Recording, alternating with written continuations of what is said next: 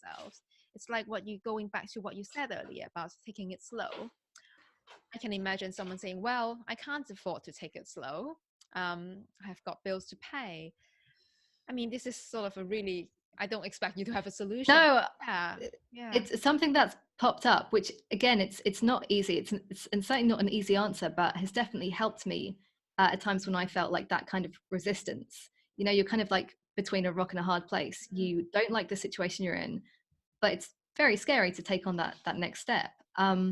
So my first thing would be have a think about, like, what's this costing you? Like, if you stay in this situation, for example, when I was at my 9 to 5, had I stayed in that, I mean, I knew I had like about a year or two before I'd have like a complete mental breakdown, really. Like, I kind of knew it was coming, but I really had to kind of go into that space, which is a dark space, to actually look at that and imagine your life even worse than it is now. Because if you continue this thing, assuming that you do, it is going to be worse. So actually looking at that and seeing, how bad can it get, and then what's the alternative? Like, how good can things get if you take this leap of faith?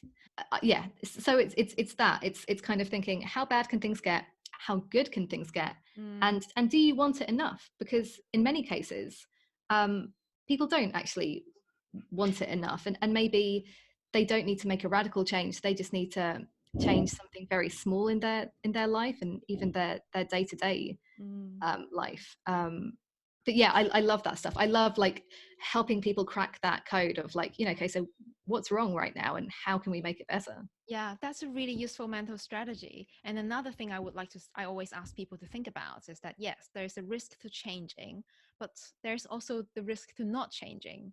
Think about the slow death that slowly kills you in the background and making you feel dead and numb and stuck.